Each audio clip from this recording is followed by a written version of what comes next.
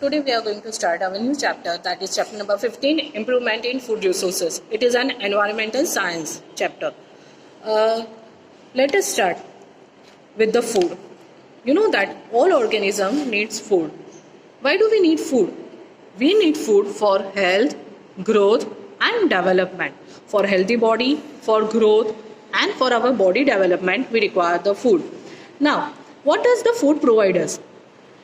Food provides nutrients like carbohydrates, fats, vitamins and minerals.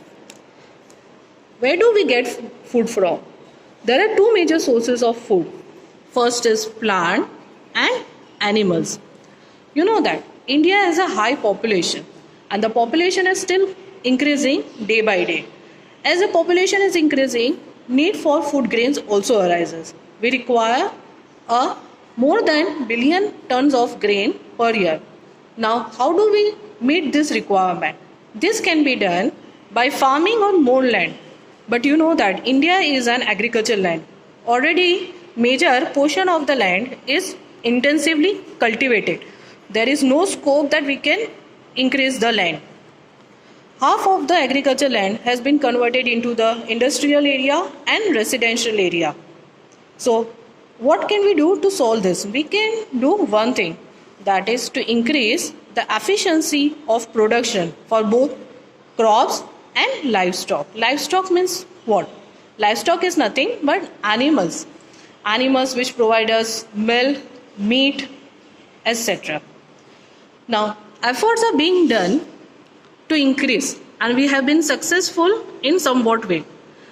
There we have seen two revolutions in India. The first is Green Revolution. Now, what is Green Revolution?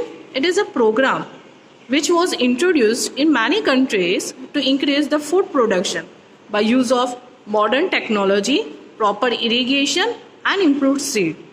White Revolution, a program in India to increase the production of milk in India.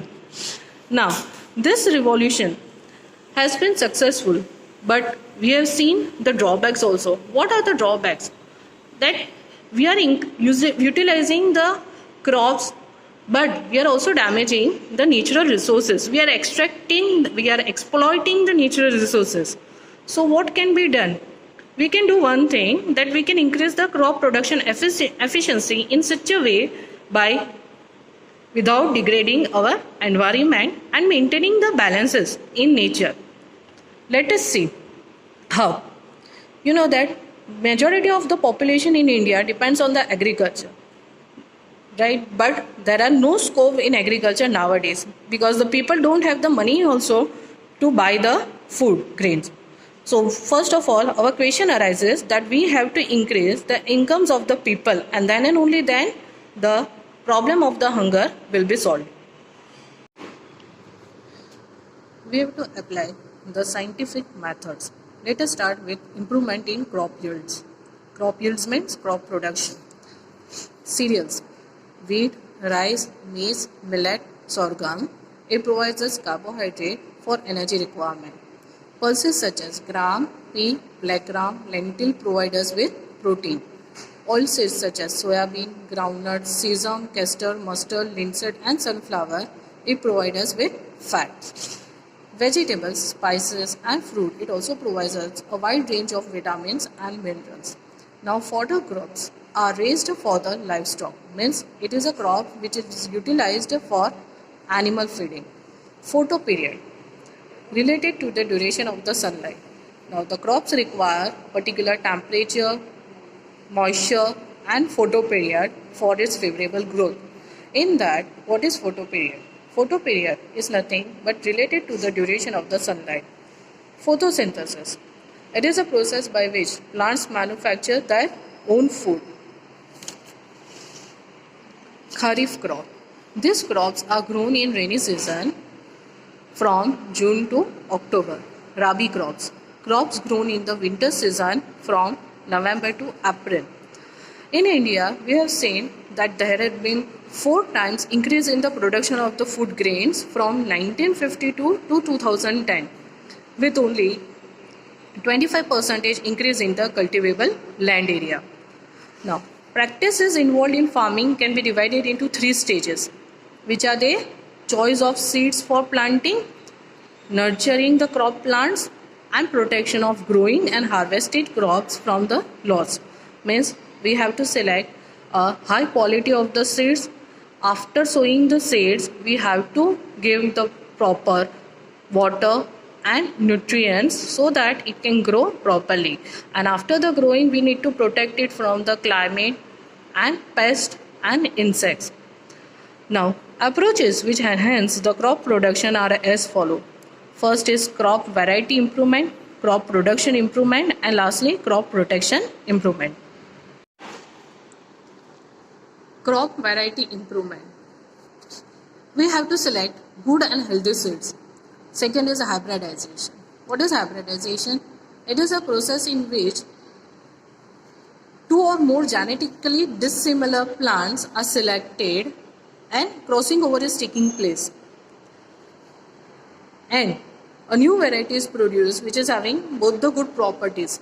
Take for an example, one variety is having the agronomic qualities such as good height, tall height, and another is having the good quality of the seeds. Now both are crossed over, so a new variety is produced. Now this new variety is tall and it is having the good quality of the seeds.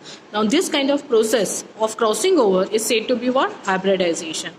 Now let us see the properties which needs to be possessed by the improved seeds. First is higher yield.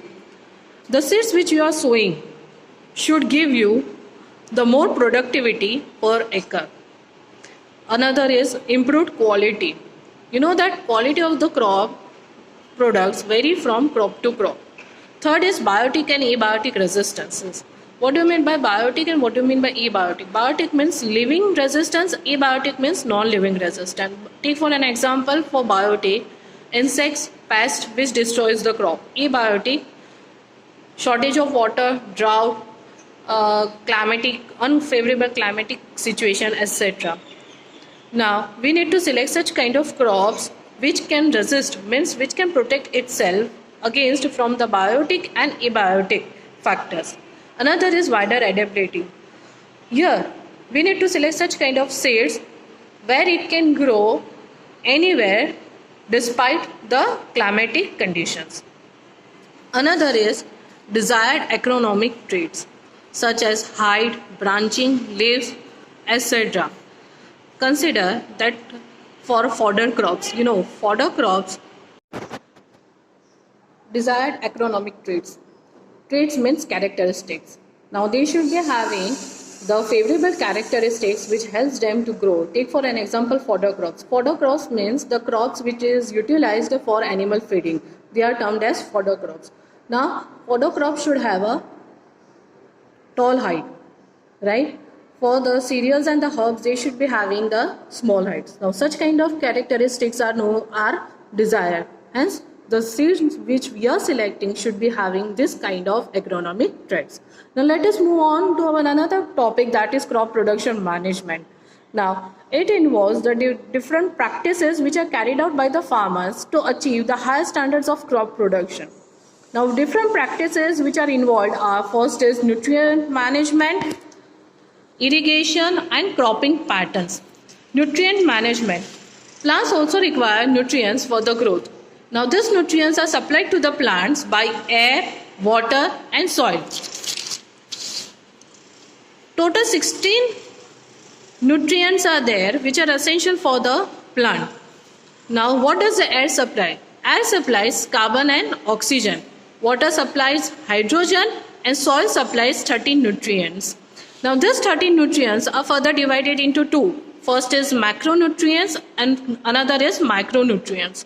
Macronutrients. Nutrients which are required in large quantities are termed as macronutrients. Micronutrients which are required in small quantities by the plant, they are termed as what? Micronutrients. Total how many macronutrients are there? Total 6 macronutrients are there.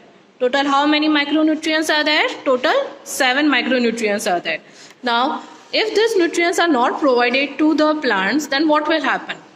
It will affect its physiological activities such as reproduction, growth and susceptibility to a disease, means fighting with disease. Now, we can further supply the nutrients in the form of manure and fertilizers. Manure. It is a source of organic matter. It supplies the nutrients to the plants in small quantities. How it is prepared? By the decomposition of plant waste and animal excreta. Various forms of manure. Let us see.